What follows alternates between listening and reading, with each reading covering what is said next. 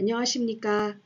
오늘 디지털 헬스와 간호연구, 연구설계 기초라는 주제로 발표를 맡은 연세대학교 간호대학 최문아입니다. 이렇게 귀한 교육 프로그램을 기획하시고 연자로 초대해 주신 한국간호과학회에 깊은 감사 말씀드립니다. 간호학에서 디지털 기반 연구는 이제 선택이 아니라 필수가 되고 있어 간호 연구자들이 활용할 수 있는 방법론의 스펙트럼도 크게 넓어지고 있습니다. 이번 온라인 교육 세미나를 관통하는 주제가 디지털 기반 간호연구 방법론인데 제가 오늘 하는 내용은 개론적 성격에 해당하겠습니다. 제가 간호정보학 전공자로 교육과 연구를 하면서 여러분과 함께 나누고 싶은 부분을 말씀드리게 되어 기쁘게 생각하고 제가 개론 중심으로 말씀드리고 뒤이을 3개 강의에서 구체적인 방법론을 알려주실 것입니다. 모쪼록 제가 드리는 정보가 여러분의 연구에 도움이 되길 바라면서 강의를 시작하겠습니다.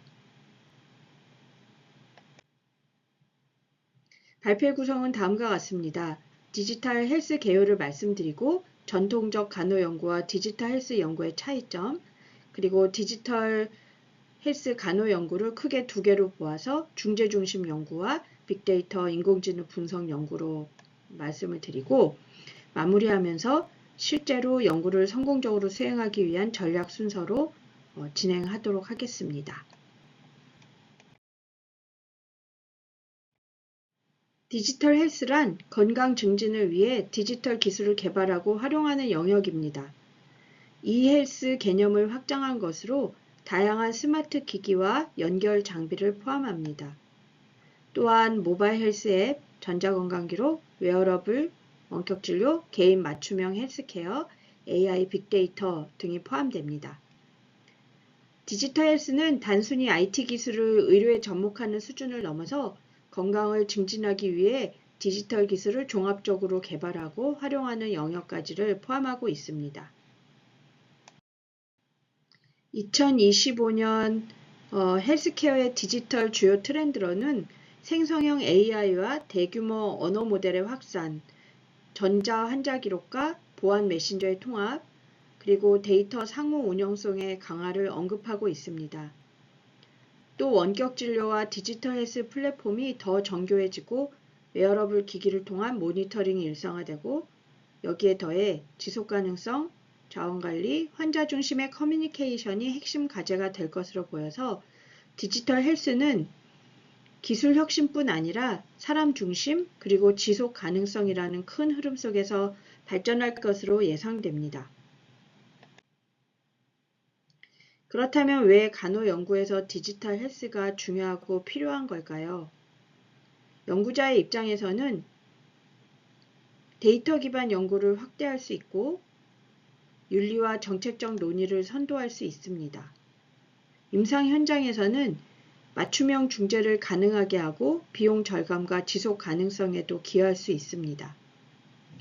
대상자 입장에서는 자기관리와 건강 참여도를 높일 수 있습니다. 또 연구자에게는 새로운 기회와 도전 과제를 동시에 제공하면서 보건정책 및 산업화로의 확대가 가능합니다.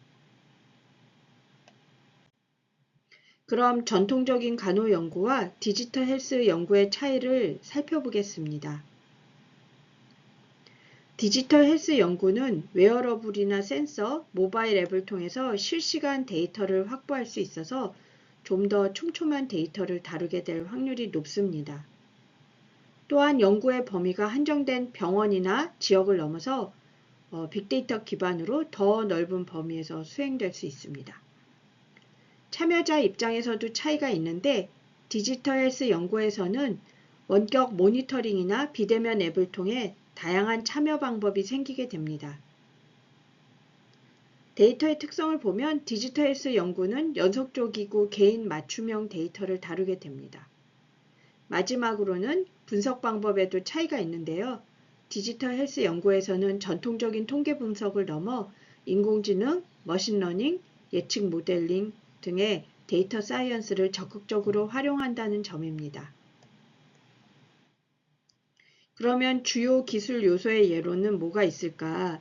모바일 헬스 앱, 웨어러블 기기, AI 챗봇, 가상현실이나 증강현실, 기능성 게임, 원격 모니터링 플랫폼, 그리고 빅데이터, 인공지능 등이 있겠습니다.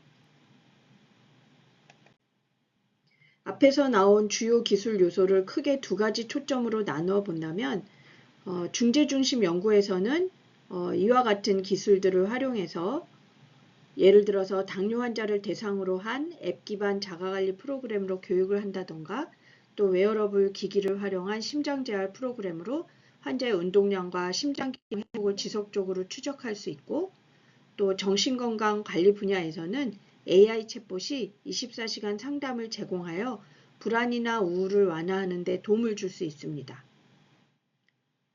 예측 중심의 연구에서는 빅데이터 분석, 인공지능 기반 예측 모델링으로 예시로는 간호기록 및 웨어러블 데이터를 활용한 낙상 위험 예측, 재입원 위험도 모델 개발, 만성질환 합병증 예측과 같은 연구들을 할 수 있습니다. 물론 이 두 가지의 포커스가 딱 나눠서 분리되어 있는 것은 아니고요. 중재 중심의 연구에서 얻어진 대상자들의 데이터들로 예측 모델링도 당연히 가능하겠습니다. 그렇지만 기술을 활용한다고 해서 무조건 팬시하고 성공적인 연구가 되는 것은 아니고요. 나의 연구 대상자의 디지털 문해력, 디지털 헬스 문해력을 고려해야겠죠. 디지털 문해력은 문제를 해결하기 위해 디지털 기술을 활용할 수 있는 능력이라고 정의합니다. WHO에서는 디지털 헬스 문해력을 건강과 관련된 디지털 정보, 이를테면 온라인 건강 자료나 앱에서 제공되는 데이터를 탐색하고 이해하고 평가하며 실제로 활용할 수 있는 능력이 필요하다고 강조합니다. 즉 단순히 기기를 사용할 줄 아는 것만으로는 부족하고 그 속에 담긴 정보를 비판적으로 이해하고 평가하는 역량이 중요합니다. 이러한 점에서 디지털 격차 문제가 여전히 존재합니다. 일부는 최신 기술을 잘 활용하지만 그렇지 못한 사람들은 소외될 수 있어서 건강 형평성에도 영향을 미치게 되겠죠. 또한 가짜 정보나 정보 과부하 같은 문제도 연구자가 직면해야 할 도전입니다. 그러면 먼저 디지털 헬스 중재에 초점을 맞춘 연구에 대해 말씀드리겠습니다. 디지털 헬스 중재 연구를 위해서는 먼저 요구 분석과 문제 정의를 통해서 실제 간호 문제를 해결하는 데 필요한 과제임을 확인합니다. 그 다음에 중재 프로그램의 목표를 설정하고 이를 뒷받침할 이론적 개념적 틀을 바탕으로 콘텐츠를 설계합니다. 이론적 개념적 틀은 없어도 되긴 하지만 있다면 훨씬 강력한 연구가 되게 도와주겠죠. 특히 또 학위 연구들에서는 이러한 것들이 요구되기도 합니다. 설계된 내용을 담을 기술 플랫폼을 선택하고 개발 모형에 따라서 구현합니다. 이 과정에서 사용자 인터페이스가 직관적이고 쉽게 접근 가능하도록 설계하는 것이 중요합니다. 이후 프로토타입을 개발하고 테스트를 거쳐서 개선점을 반영합니다. 프로그램이 완성되면 효과적 평가를 통해서 실제로 목표한 변화를 이끌어냈는지 양적 연구 방법으로 확인하고 사용자 경험은 양적 질적 방법을 함께 사용해 종합적으로 평가할 수도 있습니다.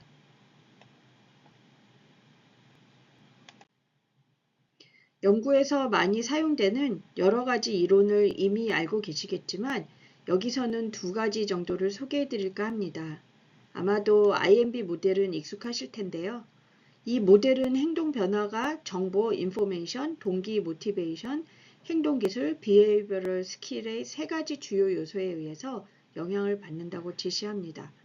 주로 건강행동 변화를 촉진하기 위한 중재를 설계할 때 사용되며 특히 약물 복용 준수 및 생활습관 개선과 같은 영역에서 효과적으로 적용됩니다. 또 다른 한 가지는 콤비 모델인데요. 특정 행동 비헤이비어를 수행하기 위해서는 개인이 능력, capability, 기회, opportunity, 동기, motivation을 갖추어야 하며 행동 변화를 이루기 위해서는 이 세 가지 요소 중에서 최소 하나를 수정해야 된다고 제안하고 있습니다. 행동 변화 휠은 Behavioral Change 휠과의 통합을 통해서 이 콤비는 행동 변화 휠 요 가운데 초록색으로 들어있는 중심에 있고요. 교육, 설득, 훈련과 같은 적절한 개입, 정책 범주를 선택할 수 있는 구조화된 지침을 제공합니다. 콤비를 사용하는 MLS의 예를 한번 생각해 본다면 복약 순응도를 위한 앱은 알림, 기회, 교육 모듈은 능력, 그리고 동기부여 메시지는 동기를 사용해서 콤비의 모든 요소를 충족시킵니다. 저도 모바일 앱으로 중재를 할 때 이러한 모델들을 사용해서 대상자들에게 보내는 메시지를 라이브러리화할 때 사용하고 또 주별 리포트를 보내주는 등 대상자들을 팔로우할 때 사용하였습니다. 좀 전에 언급한 이론적 개념적 모델이 컨텐츠 설계 및 구성을 위한 것이라면 실제 앱이나 웹사이트를 개발할 때 개발 모형을 또한 생각해 볼 수 있겠습니다. 하나는 소프트웨어 개발 수명 주기라고 하는 소프트웨어 디벨롭먼트 라이프 사이클 SDLC라고도 하는데요. 시스템 엔지니어링, 정보 시스템 또는 소프트웨어 공학에서 정보 시스템을 개발하는 과정을 뜻하는 용어입니다. 소프트웨어 개발 생명 주기는 하드웨어부터 소프트웨어까지 넓은 범위에 적용할 수 있습니다. 6단계 또는 7단계 모형이 있고요. 또 만약 교육 중재에 관심이 많다면 에디 모형을 사용하는 걸 많이 보셨을 텐데요. 분석, 설계, 개발, 실행, 평가의 5단계로 교수 설계 과정의 일반적인 형태를 나타낸 가장 널리 활용되고 있는 모형입니다. 두 개의 이 개발 모형들은 공통점이 있는 것을 볼 수 있는데 결국 해결하고 싶은 문제를 찾아내고 설계해서 개발하고 실행하고 평가, 테스트하는 이러한 순환 과정을 거친다는 점입니다. 많은 분들이 모바일 앱을 사용한 중재를 생각하고 계실 텐데요. 우리가 앱이 나오기 전에는 웹을 많이 사용해 왔죠. 이 두 개의 접근은 장단점이 있습니다. 어플리케이션 같은 경우에는 특정 작업을 수행하기 위해서 디자인된 소프트웨어 프로그램으로 우리가 잘 아는 카카오톡, 티맵 이런 것들이 있죠. 일부의 경우는 인터넷 없이도 사용이 가능하기도 하고요. 우리가 웹이라고 하는 월드와이드 웹은 인터넷에 접근 가능한 사용자들이 정보를 공유하고 또 이런 웹사이트는 여러 가지 웹 기술을 사용해서 구축을 합니다. 이런 웹 기반 콘텐츠를 또 바로 앱 안에서 보여줄 수 있는 하이브리드 앱도 고려해 볼 만합니다. 동일한 웹 리소스를 앱과 웹 버전의 모두에서 공유할 수 있어서 유지 보수나 업데이트가 수월합니다. 그래서 주로 설문이나 교육자료 정보 제공 같이 내용이 그닥 복잡하지 않거나 실시간에 정보를 수집해야 되는 것들이 아니라면 또 이런 하이브리드 앱도 사용해 볼 수 있겠습니다.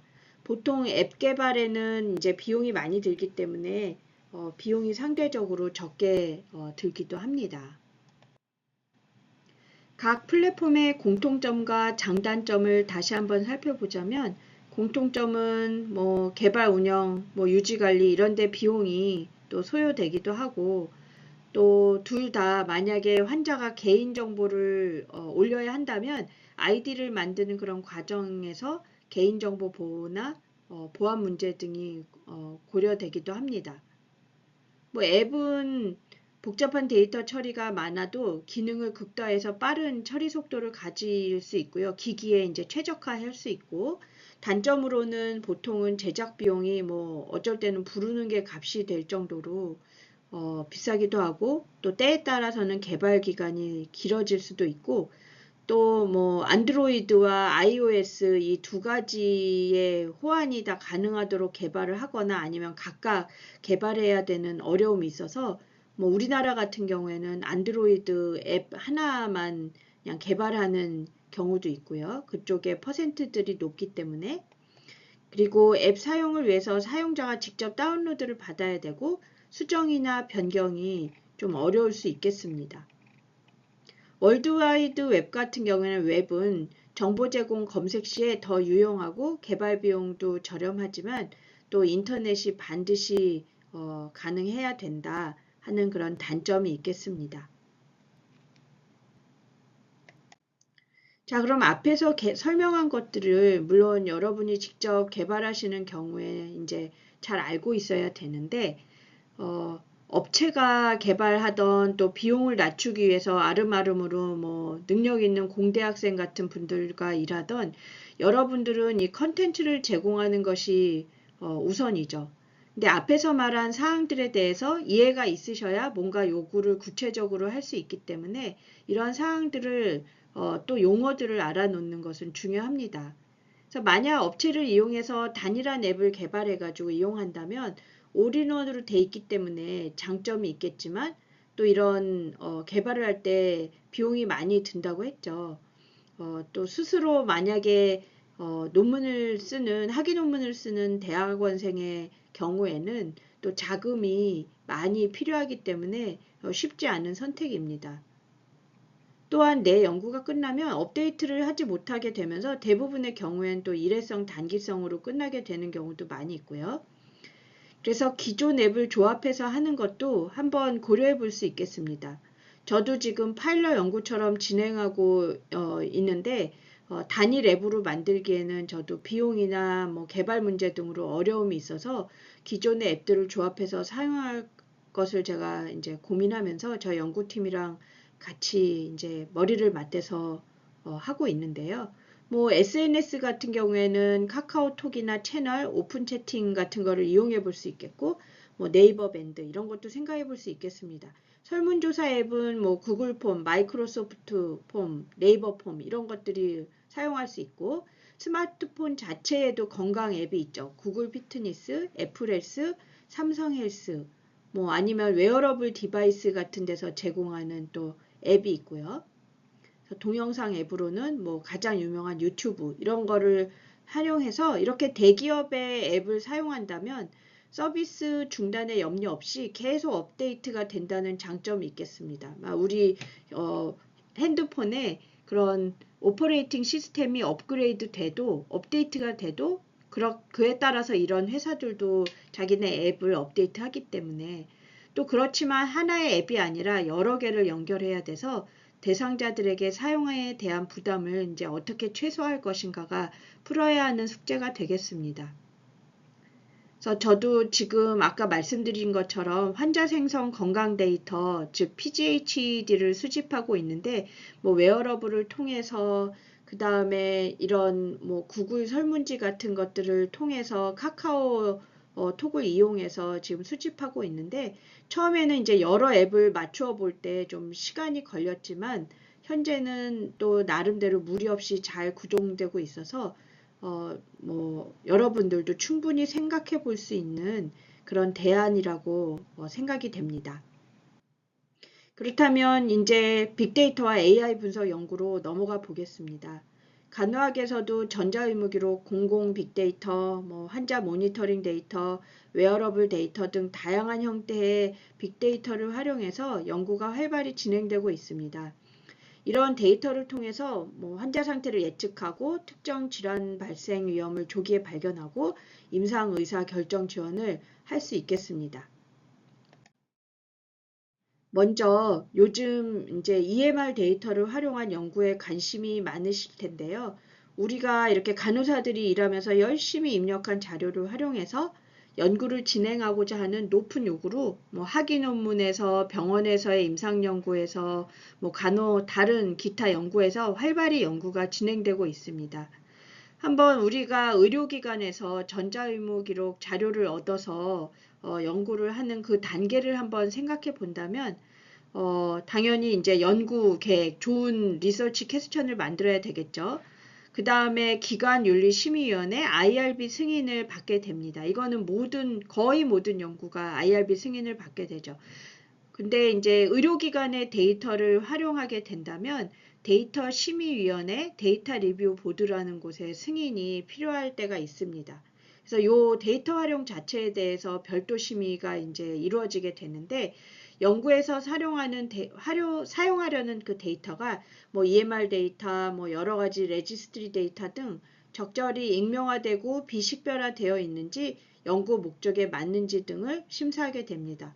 뭐 예를 들어서 반드시 일자나 시간 데이터가 꼭 필요한 연구인지, 또 연구 기간에 따라서는 어느 분석 환경을 사용할 것인지, 예를 들어 뭐 기관의 내부 클라우드 사용할 것인지, 뭐 구글이나 AWS 같은 회사에서 운영하는 위탁 클라우드를 사용할 것인지 검토하는 경우도 있습니다.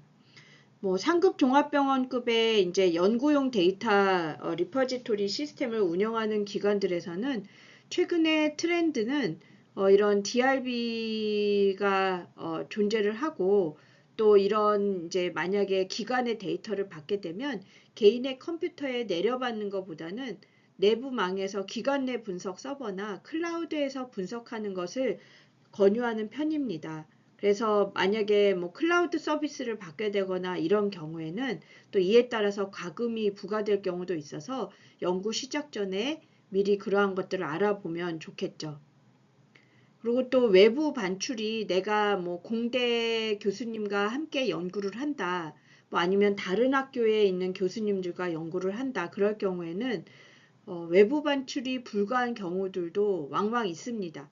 그래서 어쩔 때는 결과값이나 분석 요약본 같은 것만 반출하는 경우도 있습니다. 이거는 뭐 공공기관의 심평원 자료나 건보 자료도 이제 비슷하죠. 결과값으로 아웃풋 자료만 이제 내려받게 되는 경우도 있고요.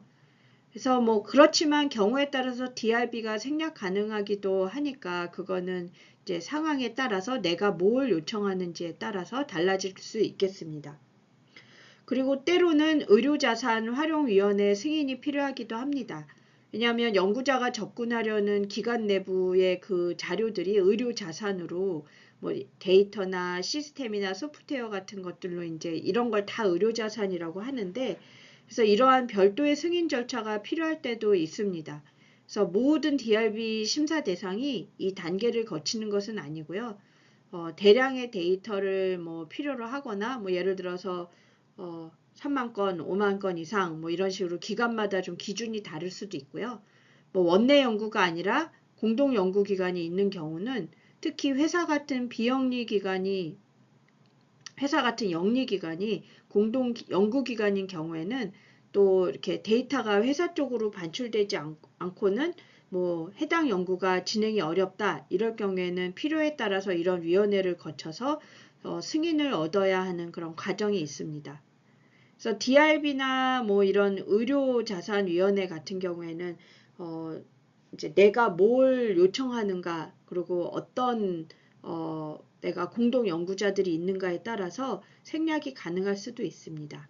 그 다음에 데이터 접근이나 분석 환경 확보는 승인을 이런 걸 이제 다 고개를 넘은 다음에 실제 데이터에 접근할 수 있는 권한을 얻고, 또 분석을 수행할 수 있는 보완된 환경, 뭐 아까 앞에서 언급했듯이 기관 내 분석 서버라든가 뭐 클라우드 환경을 확보하게 되고, 그리고 나서는 이제 본격적인 데이터 분석이 가능해집니다.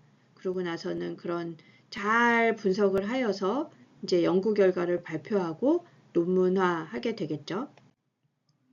그래서 아마 제가 좀 전에 언급한 것처럼 DRB를 경험해 보신 분들도 계시고, 아마 처음 듣는 분들도 계시고, 이름만 들어본 분들도 계실 텐데, 이런 데이터 심의위원회는 이제 최근에 환자의 민감한 데이터를 다루게 되는 연구에서 이런 DRB를 받아야 된다고 그랬잖아요. 이런 의료기관들이 DRB 설치한 의료기관들이 점점 많아지고 있습니다.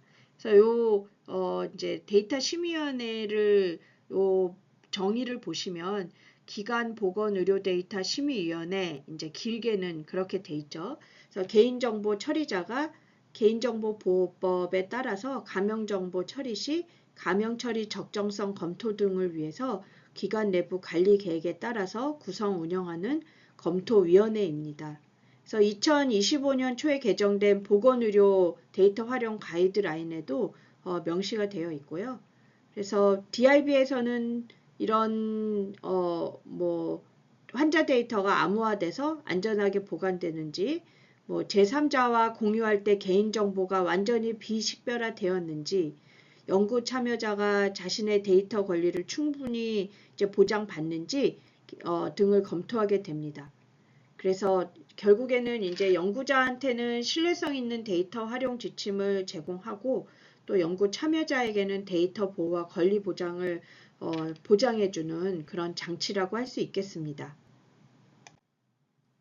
그래서 이 슬라이드는 앞에 뭐 EMR 데이터 연구 단계별 그림에서 설명했던 것에 실제 의료기관에서 운영하는 뭐 데이터 포털이라던가 그 다음에 각종 위원회 등의 그런 사이트들의 예시가 되겠습니다. 그래서 요 첫 번째 있는 것은 연세의료원의 여러 데이터들을 그룹핑해서 해놓은 그런 데이터 그런 포털이고요. 그 아래에 있는 것은 데이터 신청 포털을 통해서 저 같은 경우도 EMR 데이터를 신청을 하게 되면 DRB로 그것에서 심의가 되겠습니다. 그리고 뭐 가운데 캡처 화면은 성모병원의 데이터 심의위원회의 그런 목적과 기능을 설명해 놓고 위에 이제 아래 여기도 어떻게 신청하는가 여러 가지 서식들을 담아 놓고 있고요. 마지막 캡처는 연세의료원의 의료자산 활용 심의위원회의 그런 내용이 되겠습니다. 그러면 이제 몇 개의 EMR 데이터 분석에서 간호 데이터 활용한 논문들의 문헌 고찰한 연구들을 살펴보고자 합니다. 이 연구는 ICU 환자의 임상 결과, 뭐 예를 들어 입원 기간, 재입원, 뭐 사망률 이런 것들을 예측하기 위해서 간호 데이터를 활용한 머신러닝 관련 문헌을 이제 16개를 리뷰한 논문인데요. 이제 우리가 생리학적 데이터, 뭐 랩 결과라던가 뭐 바이탈 사인, 뭐 이런 것들 그런 것들은 임상 진단 혹은 예후 예측 모델에서 이제 굉장히 강력한 예측 변수로 간주되고 있습니다. 그래서 간호 데이터는 생리학적 데이터와 함께 이제 활용이 될 때 환자의 생리적 악화를 탐지하는 데 중요성이 있지만 또 상대적으로는 좀 주목받고는 있지만 또 체계적 검토가 부족하다 싶어서 수행했던 연구가 되겠습니다. 그래서 이제 문헌을 고찰했을 때 예측 모델에서 사용된 간호 데이터의 유형은 뭐 간호 그런 다큐멘테이션이라던가 간호사가 평가하는 거, 어세스먼트 하는 거, 뭐 간호 스케일을 이용하는 거, 문서화의 빈도, 프리퀀시라던가 간호사의 그런 노트, 그런 커멘트 같은 것들이 포함되었고요. 간호 데이터 단독 혹은 다른 데이터와 결합해서 사용한 예측 모델은 생리학적 데이터만을 단독으로 사용한 모델보다 또 상대적으로 예측 정확도가 더 높았어서 매우 의미 있는 결과를 도출했다고 생각합니다. 그래서 뭐 글씨는 좀 작지만 테이블 1에 보면 대부분의 경우 오픈된 ICU 데이터인 미믹 데이터셋을 활용한 경우가 이제 대부분이었고요. 또 피겨 2에서 보면 이제 A가 생리학적 데이터만을 사용한 경우고 B는 간호 데이터를 활용한 경우, C는 간호 데이터 플러스 생리학적 데이터와의 결합을 활용한 예측 모델 성능으로 A, B, C로 이제 나누어 보았는데요. 그래서 이렇게 중환자실 임상 예측 결과에서 생리학적 데이터만 사용한 것보다 간호 데이터들이 섞여 있는 경우가 훨씬 더 우수함을 알 수 있었습니다. 그래서 원래 이제 이거 메타 분석으로 진행하려고 해서 이제 나름 통계적인 유의성이 있었는데 간호 데이터나가 이제 결합된 것들이 더 좋다는 통계적 유의성이 있었는데 너무 이질성이 크다 하는 그런 이 리뷰를 받아서 그런 통계치를 제시할 수는 없었고 그렇지만 민감도 특이도 그림만을 이렇게 제시를 해서 뭐 보시는 것처럼 간호 데이터가 포함된 예측 모델이 이제 여러분이 보시기에 오른쪽으로 갈수록 1 해서 이제 민감도나 예측도가 민감도나 특이도가 높은 건데 B나 C를 보면 A에 비해서 조금 더 높은 곳에 위치한 연구들이 많구나 하는 것을 볼 수가 있습니다. 이 논문은 주제범위 문헌 고찰 스코핑 리뷰인데요. 목적은 중환자실 환자의 건강 결과를 예측하기 위해서 간호 데이터를 활용하고 머신러닝 기반 모델에 대해서 연구 동향을 파악하고 또 이런 모델에 사용된 간호 데이터의 유형을 살펴본 논문입니다. 그래서 앞에 논문은 23년에 출판되기도 하고 그때는 또 메타 분석을 원래 목적으로 했던 거여가지고 조금 더 스트릭트한 그런 크라이테리아를 갖고 접근했다면 이거는 이제 스코핑 리뷰여서 조금 더 브로드한 연구로 또 이게 25년에 출판된 거라 그 사이에 또 더 많은 연구들이 나왔었습니다. 그래서 방법으로는 중환자실에 입원한 성인 환자 예후 예측하기 위해서 그래서 이제 151편을 분석하였습니다. 그래서 이 그림에서 보는 것처럼 사망률이나 재원일수, 재입원 같은 임상성과 관련된 아웃컴들을 포함한 연구들이 이제 87%를 사용하고 그 밑에 있는 그래프는 뭐 욕창이나 원내 감염 선망과 같은 너싱 센시티브 아웃컴을 본 그런 연구들이었는데 이건 한 13% 정도밖에 없어서 당연히 임상 성과를 보는 연구들이 대부분임을 알 수 있었습니다. 이 테이블 1에서도 보시면 한 45% 정도가 미믹과 같은 공개된 데이터를 활용하고 있었고 40% 정도는 병원 데이터를 사용한 연구였습니다. 미믹 데이터는 이제 궁금하시면 조금 더 찾아보시면 되는데 이게 미국의 ICU 데이터로 오픈되어 있는 데이터라서 지금 현재 우리나라에서도 K-미믹을 만들기 위해서 지금 그 과정에 있다고 알고 있습니다. 아직은 이제 우리들이 사용할 수 있게 오픈되어 있지는 않고요. 그리고 요거를 보시면 한 20개의 연구에서만 내부 외부 검증을 다 한 것을 볼 수 있습니다. 그래서 특히 이제 예를 들어서 세브란스 데이터로 예측 모델을 만들었으면 다른 기관의 데이터에도 이 예측 모델이 잘 들어맞는지 검증을 하는 것이 외부 검증, external validation인데 최근에는 이제 이런 예측 모형에 관련된 이제 퍼블리시를 하고 싶어서 이제 투고를 하더라도 이런 이제 외부 검증을 했는가를 점점 요구하고 있어서 여러분들도 그 부분을 염두에 두셔야 될 것 같습니다. 그리고 가운데 테이블을 보시면 113개 연구에서 슈퍼바이즈드 러닝으로 해서 뭐 리그레션이나 디시전 트리, 랜덤 포레스트 같은 기법을 사용했음을 볼 수 있고요. 저 아래쪽에 보시면 제가 칼리브레이션의 네모칸을 쳐놨는데 칼리브레이션 했다고 보고한 연구가 36%였는데 조금 낯선 개념이실 수 있는데 기계학습에서 칼리브레이션은 이 모형이 내놓은 예측 확률이 실제 일어날 확률과 얼마나 잘 맞나 이제 확인하고 조정하는 과정을 의미하는 거라서 이것도 이제 예측 모형 만드실 때 한번 이제 만들어 보고 가시면 좋을 것 같습니다. 그리고 마지막에 테이블 3에는 예측 모델에서 사용된 간호 데이터를 모두 4가지로 여기서는 분류를 했는데요. 간호 척도 이제 너싱 스케일, 그래서 GCS나 뭐 라스 같은 스케일을 말하고 있고요. 이제 대부분의 이런 연구에서 150개 연구에서 사용됐음을 알 수 있습니다. 그리고 간호 사정 기록은 어세스먼트 레코드라던가 또 간호 활동 기록, 그 다음에 프리텍스트로 이제 제공하는 그런 너싱 노트를 볼 수가 있는데 간호 활동 기록이나 너싱 노트 같은 경우에는 상대적으로 덜 활용된 것을 알 수 있었습니다.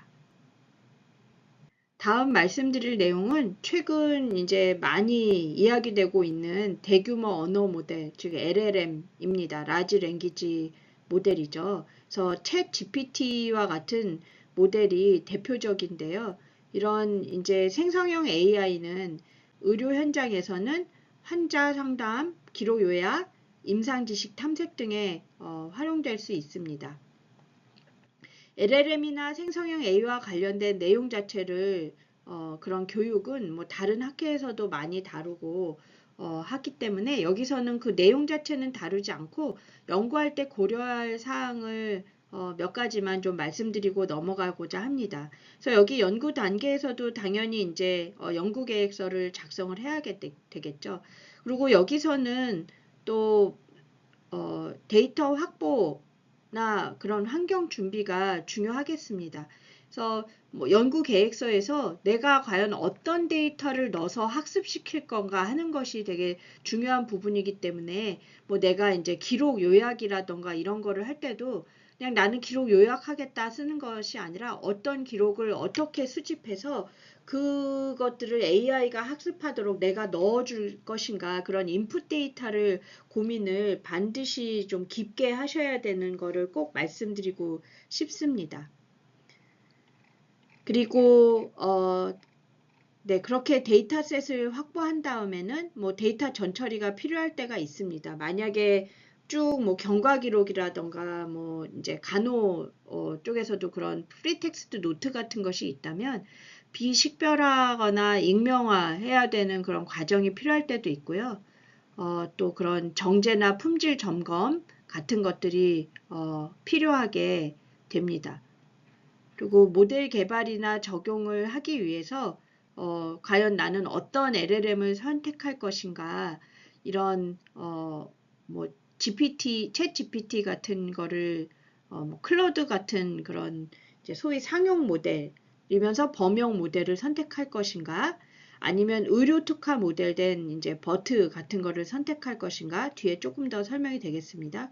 그런 것들이 나오게 되겠고, 프롬프트 엔지니어링도 여러 방법이 있는데 나는 무엇을 할 것인가, 그 다음에 파인 튜닝 할 것인가, 이런 것들을 좀 같이 고려해 봐야 되겠고요. 그래서 이제 다 이런 것들을 뭐 요약도 해보고 분류도 해보고 이런 것들을 한 다음에 모델 평가를 하게 되겠습니다. 그래서 이것도 이제 여러 가지 평가 지표들이 있어서 요약한 것들을 하는 평가하는 블루, BLEU 아니면 루즈, ROUGE 같은 그런 평가 방법들을 쓰기도 하고, 우리가 뭐 기존에 많이 아는 프리시전, 리콜, 뭐 F1 스코어 이런 것들을 사용하기도 합니다. 그리고 정성적으로는 임상 전문가 패널 검증을 해서 인터레이터 어그리먼트라던가 이런 것들을 코엔스 카파 이런 거를 보는 경우도 있습니다. 그리고 에러 분석을 이제 모델 평가에서 하게 되는데요. 오류 유형이 뭐 정보 누락이라던가 왜곡이라던가 문맥이 안 맞는다던가 이런 것들을 이제 함께 에러 분석도 하게 됩니다. 그래서 이런 LLM이 되게 이제 우리도 사용해 보면 뭐를 뭐 물어보거나 하면 척척척 대답을 주기는 하는데, 이게 이제 임상에서 사용된다고 할 때 이 LLM이 이제 산출한 결과가 과연 얼만큼 임상 전문가 판단과 크로스 체킹을 해서 타당도가 있을 것이냐 하는 이 부분이 굉장히 이제 지난한 과정이 어쩔 땐 됩니다. 왜냐하면 시간도 상당히 소요가 되고요. 또 그런 평가에 기꺼이 참여할 전문가를 또 찾아야 하는 그런 부담감도 상당히 있습니다. 그래서 뭐 이 이제 전문가가 봐줘야 할 건수가 몇 건인지, 뭐 내용이 얼마나 복잡한지에 따라서 시간도 엄청 소요될 수가 있어서, 그래서 어떤 논문에서는 그 과정에 시간이 너무 많이 소요됐다, 뭐 거의 2000시간 소요됐다, 막 이런 것들을 제한점에서 제시한 그런 논문도 있었습니다. 그래서 이제 이런 에러 평가와 여러 가지 밸리데이션까지 다 되면 이런 것들을 잘 모아서 연구 결과 발표를 이제 하게 되겠습니다. 그 다음에 LLM 연구 환경에 대한 이제 슬라이드가 되겠는데요. 이거는 이제 내가 본격적으로 LLM을 생성형 AI로 연구를 해보겠다 할 때는 한 2가지 정도의 모델을 생각해 볼 수가 있겠습니다. 먼저 좌측에 있는 오픈소스 LLM은요, 이제 자체 구축이나 또 폐쇄형 환경에서 활용할 수가 있겠습니다. 뭐 예를 들어서 메타의 라마나 구글의 젬마나 뭐 중국에서 나온 딥시크나 또 버트 모형 같은 걸로 할 수 있어서 이거는 로컬 컴퓨터에서 실행이 가능합니다. 그래서 사용자가 데이터를 이제 GPU를 장착한 이제 엔비디아 같은 게 GPU 때문에 유명해졌잖아요. 그래서 이 GPU를 장착한 이제 내 로컬 컴퓨터에 입력을 해서 이런 LLM의 결과값을 내주게 되어 있어서 인터넷 연결이 없어도 또 분석이 가능한 사용자 환경이고, 뭐 이런 요 예시 같은 라마나 젬마나 이런 것들은 또 무료로 다운로드 받아서 이제 연구자가 커스터마이징해서 사용할 수 있는 그런 이제 장점이 있겠습니다. 그래서 내 로컬에서 나름 이제 보안이 잘 된다 하는 곳에서 보안이 강화된 환경에서 할 수가 있기도 하겠고요. 그래서 또 이제 뭐 GPU가 장착된 컴퓨터를 사용하는 거에는 또 비용이 들 수도 있겠지만 또 이러한 것들이 또 이제 초기 인프라를 딱 구축한 다음에는 이런 서비스 사용 없이도 지속적으로 활용할 수 있는 그런 장점이 있을 수도 있고 또 뭐 챗 GPT 같은 이런 것들보다는 언어 생성력이나 또 일반화 성능이 부족할 수도 있습니다. 그리고 이런 거 세팅하려면 또 전문 인력이 요구되기도 하고요. 또 이제 요 클로즈드 소스 LLM 같은 경우에는 뭐 예를 들어서 오픈 AI의 뭐 챗GPT 같은 것, 그리고 엔트로피의 클로드, 구글의 제미나이 뭐 같은 것들인데요. 이런 것들은 이제 데이터가 사용자가 데이터를 컴퓨터에 입력하면 인터넷 클라우드 서비스를 통해서 그 뭐 챗GPT 같은 API 호출을 통해 가지고 실행이 가능한 것을 이야기합니다. 그래서 우리가 이제 흔히 사용하는 그런 서비스들을 이야기를 하고 있어서 접근성이 굉장히 쉽죠. 그리고 웹 인터페이스가 잘 돼 있기 때문에 즉시 이제 사용할 수가 있고 대규모 데이터와 컴퓨팅 자원이 엄청 잘 돼 있어서 이제 최신 성능을 확보하고 있고요. 뭐 이제 이런 것만 하는 사람들이 운영하는 회사들이기 때문에 개발 속도도 엄청 빠르고 또 커뮤니티나 이런 생태계들이 풍부해서 뭐 튜토리얼이라던가 라이브러리, 오픈소스 지원들이 활발합니다. 그렇지만 데이터 보안 우려가 있어서 뭐 민감한 의료 간호 데이터 업로드 시에는 개인정보 위출 위험이 있어가지고 사실 의료기관들에서는 그냥 예를 들어서 EMR에서 내려받은 그런 데이터를 그대로 이런 GPT 같은 환경에 넣어서 활용하지 않도록 하고 있고요. 또 어쩔 때는 저널에서 그런 이제 리뷰어들이 요구하기도 합니다. 니네가 이런 데이터 보안을 할 수 있는 환경에서 지금 이 데이터 분석한 거냐라고 물어볼 때도 있거든요. 그래서 그런 것들이 이제 굉장히 신경 쓰이는 부분이 되어 있고 또 제한된 제어권이 왜냐하면 이제 그 안에서 어떤 식으로 알고리즘을 개발을 했는지는 저희는 모르니까 그런 이제 제어 가능성이 저희한테 굉장히 적게 되고 또 내가 굉장히 큰 데이터를 활용을 하게 된다면 또 이 서비스와 관련된 연구 비용이 커질 수도 있고 만약에 또 API 버전이 계속 업데이트가 될 경우에 우리도 지금 GPT가 뭐 4.5 쓰다가 5.0 되다가 막 그런 식으로 업데이트가 되잖아요. 그래서 동일 결과 재현이 어려울 수도 있습니다. 그래서 요 가운데 노란색 안에 들어있는 것처럼 데이터 보안의 이슈라던가 구축이나 운영 비용, 그 다음에 모델을 내가 얼만큼 제어할 수 있는가가 이러한 결정을 내릴 때 고려해야 할 사항이 되겠습니다. 이 연구는 임상 간호 분야에서 대규모 언어 모델의 활용 현황, 효과, 한계, 미래 발전 방향을 체계적으로 문헌고찰한 연구입니다. 그래서 결과를 보면 대규모 언어 모델은 간호 문서화라던가 다큐멘테이션, 의사결정 지원, 환자 교육 등에서 업무 효율성과 환자 돌봄의 질 향상에 기여했다고 되어 있고 어디에 활용되었느냐 했을 때 임상 의사결정 지원, 뭐 예를 들어서 중환자실에서나 신생아실에서나 그리고 간호 문서 자동화, 뭐 수업 차팅이라던가 간호 진술문을 생성해 주는 것, 그리고 환자 교육 및 상담 지원에서 뭐 치매나 정신건강, 수술 후 환자 질의응답 같은 것에서도 활용됐다고 되어 있고요. 워크플로우 최적화를 위해서 접수나 분류, 환자 메시지 우선순위화 같은 데서 활용되었다고 합니다. 효과로는 업무 효율성 및 간호 품질 향상을 가져왔고 또 환자 만족도 및 의사소통 개선 또 이런 문서화나 행정 부담 감소를 효과로 보고 있습니다.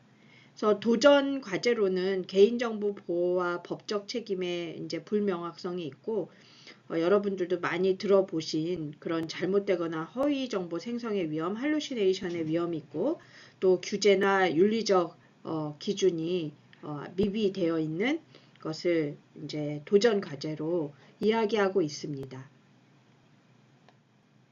이 논문은 임상 언어 모델을 활용한 이상 사건 보고 개선해서 입원 환자 낙상 사례를 이제 연구한 논문인데요.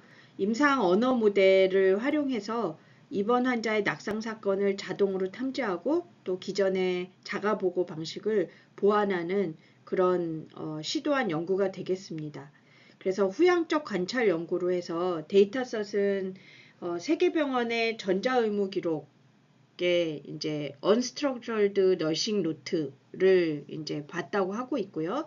또 국내 국가 환자 안전 보고서 데이터를 다운받아서 활용했다고 합니다. 그래서 언어 모델은 아까 버트 모델이라는 거를 이야기를 했는데 Bidirectional Encoder Representation from Transformer라고 돼 있어서 이런 GPT 모델보다는 이제 그 전에 모델이라고 할 수 있는데 워낙 의료 모델에 또 특화돼서 개발된 것도 있고 그래서 여러 가지 또 이런 바이오메디칼 저널에 출판된 것들을 보면 도리어 GPT 모델보다는 또 버트 모델이 좋다 하는 그런 내용들도 많이 있거든요. 그래서 여기서는 버트 모델이나 GPT 이 모델을 활용하였다라고 이야기를 하고 있습니다.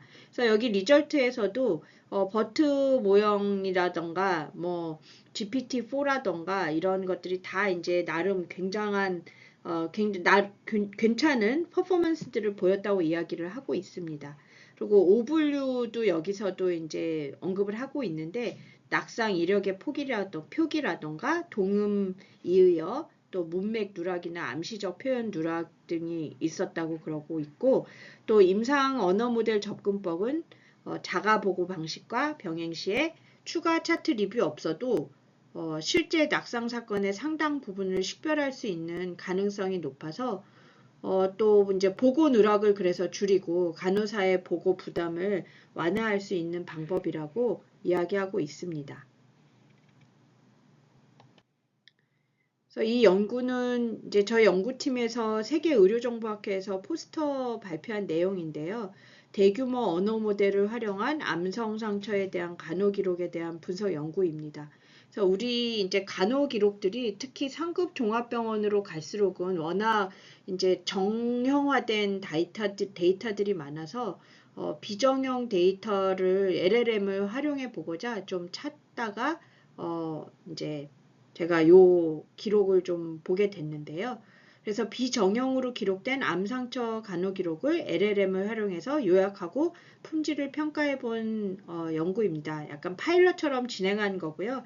그래서 데이터셋은 암상처 간호 기록 기반의 비정형 데이터 이제 80개를 이제 골랐고 또 환자 개인정보 보호를 위해서 WCN이 기록한 실제 임상 기록을 반영은 했지만 뭐 여러 가지 이제 그 안에 내용들을 조금씩 바꾼 그런 모의 데이터, 시뮬레이티드 데이터를 구축을 해서 참고 지침으로는 브리티시 콜롬비아 캔서 에이전시의 가이드라인의 그런 암성 상처에서 프리 텍스트로 된 것들을 뭐 상처의 뭐 색깔이라던가 냄새라던가 뭐 사이즈 이런 것들을 그 가이드라인에서 얘기하는 대로 추출을 할 수 있는가 하는 것들을 프롬프트 엔지니어링을 통해서 GPT-4.5에서 했었고 이거는 나름대로 이제 애저 이제 마이크로소프트의 애저 오픈 AI에서 이제 보안 환경이 되어 있는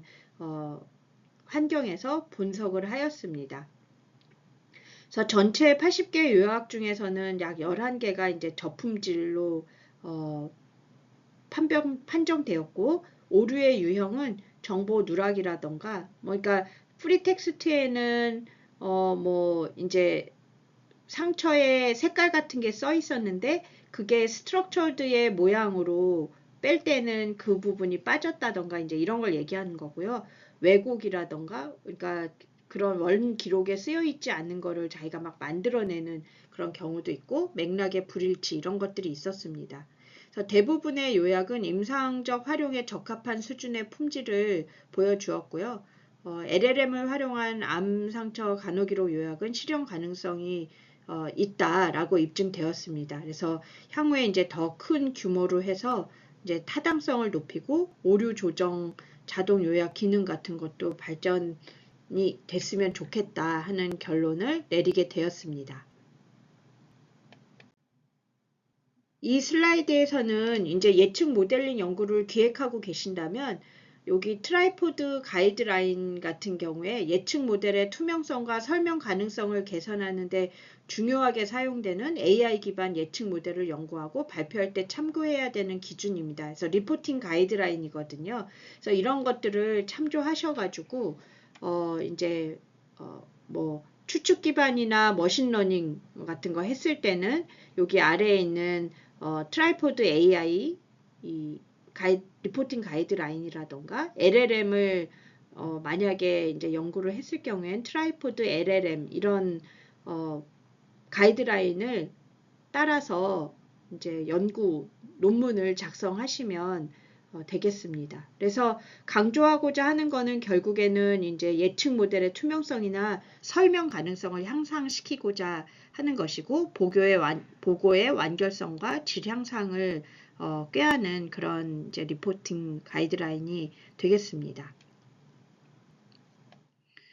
또 이러한 이제 예측 연구에서는 간호 데이터의 그래서 활용과 중요점, 고려할 점 이것들을 제가 이제 앞에서도 뭐 문헌고착 이런 데서도 계속 이야기를 하고 있었는데요. 간호 기록은 환자의 세밀한 상태의 그런 상태 변화를 담고 있어서 그런 예후 예측의 정밀도를 높여줄 수 있고요. 그리고 이를 통해서 조기 위험 신호를 파악하고 치료 계획을 세우는 임상 의사결정을 지원할 수가 있겠습니다. 그리고 환자 중심 데이터이기 때문에 연구 결과가 실제 간호 현장에서 또 적용되기에 용이합니다.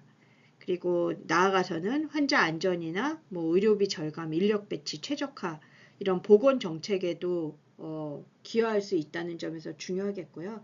그렇지만 또 우리가 뭐 쓰레기 들어가면 쓰레기 나온다 하는 그 얘기 많이 들으셨을 텐데 데이터 품질이 굉장히 중요하고 또 개인정보 보호가 되어야 한다는 점. 그래서 아까 얘기하는 그런 분석하는 환경이라던가 이런 것들도 이제 좀 신경을 쓰셔야 되고 또 그런 알고리즘의 투명성과 설명 가능성이 있어야 돼서 뭐 단순히 높은 정확도뿐만이 아니고 모델이 어떻게 작동해야 하는지 이제 보통의 만약에 이런 이제 연구적으로 접근했다 하더라도 만약 임상에 활용해야 된다 하면 우리가 임상에서 일하시는 분들의 그런 그분들이 충분히 이게 임상적으로 말이 된다 하는 부분을 이해를 구해야 되기 때문에 그리고 또 현장에서 안전하게 적용해야 할 수 있어야 되기 때문에 이런 부분들이 강조됩니다.